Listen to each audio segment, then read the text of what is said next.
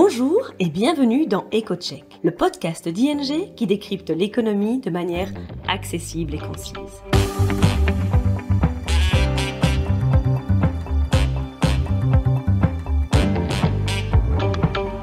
Nos experts économistes se penchent toutes les 2 semaines sur le sujet brûlant de l'actualité et on explique les conséquences économiques et financières pour vous ou votre entreprise. Aujourd'hui, votre hôte sera Philippe Ledan, expert économiste chez ING. Bonjour et bienvenue dans ce nouvel épisode d'EcoCheck. Dans cet épisode, nous nous intéresserons à un métal précieux qui est aussi souvent considéré comme un actif refuge. Je parle bien entendu de l'or. Ces dernières années, le prix de l'or a connu une évolution intéressante. Fin décembre, il a même atteint un niveau record, et depuis lors, il a continué à fluctuer autour de niveaux élevés. Mais, on le sait, les performances du passé ne garantissent pas celles du futur. La question qui se pose aujourd'hui est donc de savoir où va le prix de l'or. Peut-on s'attendre à de nouveaux records cette année ? Dans ce podcast, nous essayons de donner quelques éléments de réponse en cherchant à comprendre quels sont les différents facteurs économiques qui influencent son prix.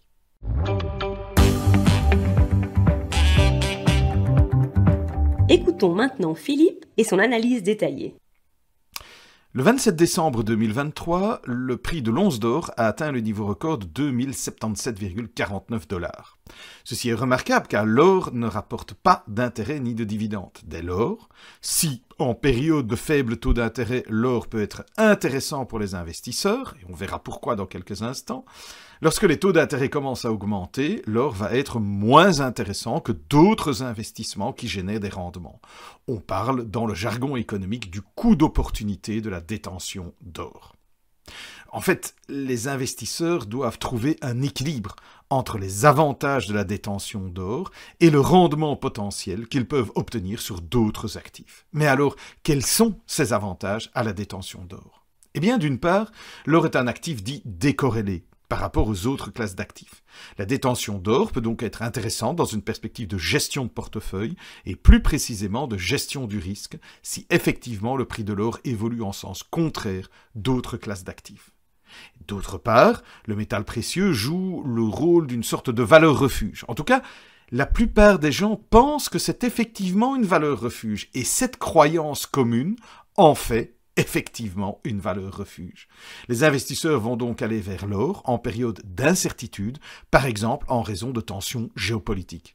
Au cours de l'année écoulée, les tensions géopolitiques ont joué un rôle crucial sur le marché de l'or. Les risques persistants en Ukraine et au Moyen-Orient ont contribué à la hausse du prix de l'or, qui a dépassé les $2000 l'once.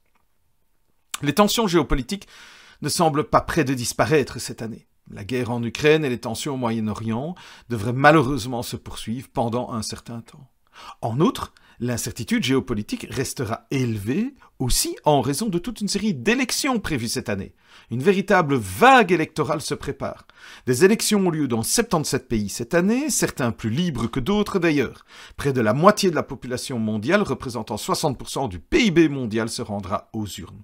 On citera entre autres les élections américaines, bien entendu, qui se tiendront en novembre, les élections du Parlement européen avant l'été et les élections dans divers pays émergents dont l'Inde, l'Indonésie et le Mexique. Et ces élections donneront peut-être lieu à des changements de régime qui, à leur tour, peuvent représenter de nouvelles incertitudes géopolitiques. Bref, cette incertitude géopolitique devrait continuer à soutenir le prix de l'or cette année. Mais revenons à la question des taux, car outre le contexte géopolitique, les politiques de la Banque centrale américaine joueront un rôle clé dans les perspectives du prix de l'or cette année. En effet, en raison du coût d'opportunité de la détention d'or, les hausses de taux des banques centrales ont pesé sur le marché de l'or pendant la majeure partie de l'année 2023. Ainsi, on remarque ces derniers mois que les investisseurs se sont retirés des ETF, des fonds ETF qui ont l'or comme actif sous-jacent. Le mois de janvier de cette année a marqué le 8e mois consécutif de sortie nette de fonds des ETF sur l'or, en particulier les fonds nord-américains. Ces sorties ont entraîné une baisse de 51 tonnes des avoirs mondiaux en or.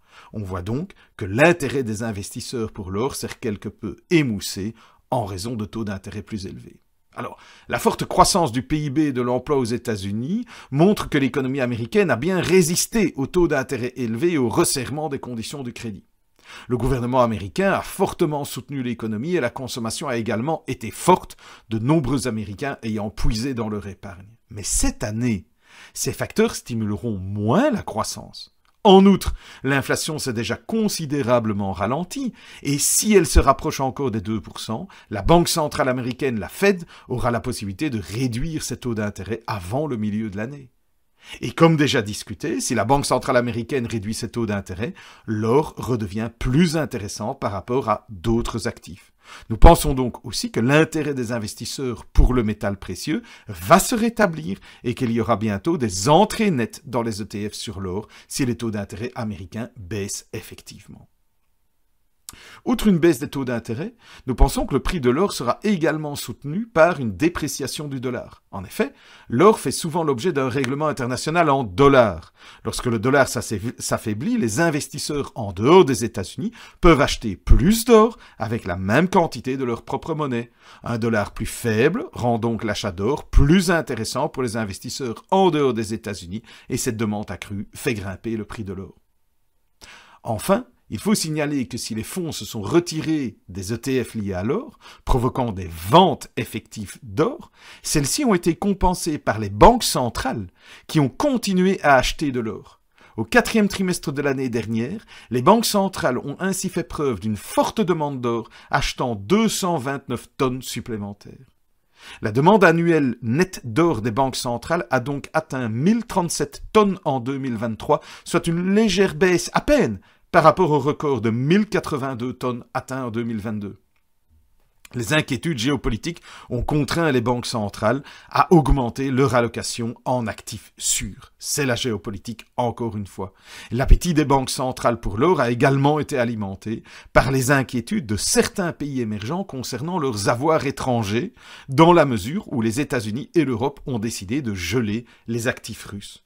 Donc, dans certains cas, les banques centrales préfèrent acheter de l'or. De toutes les banques centrales, c'est la Banque populaire de Chine qui a été le plus gros acheteur d'or. La Banque centrale chinoise a acheté ainsi 225 tonnes d'or l'année dernière. La Banque nationale de Pologne arrive en 2e position pour de toute autre raison. Rien qu'entre avril et novembre, cette dernière a acheté 130 tonnes d'or, augmentant ainsi ses réserves de 57%.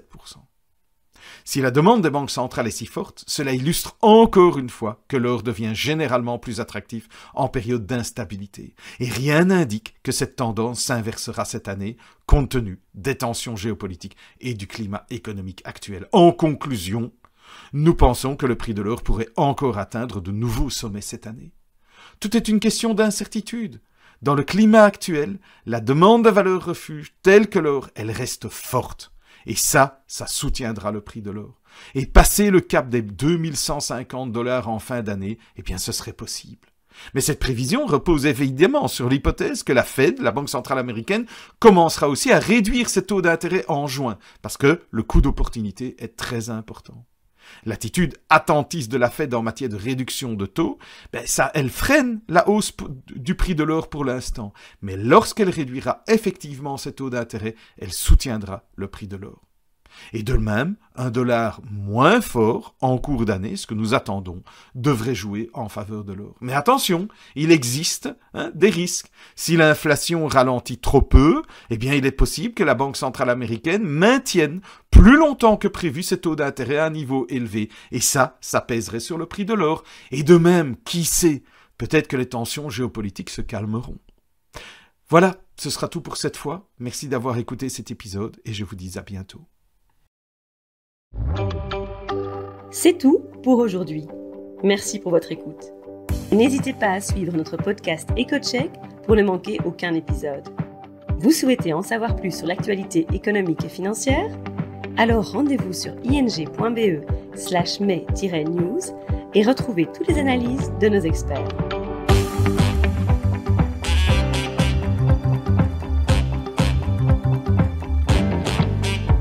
À bientôt dans EcoCheck.